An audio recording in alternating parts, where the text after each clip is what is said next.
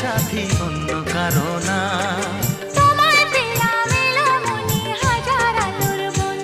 ও তোমায় পেলাম ভাগ্য গুণে, শোনো গো রাজ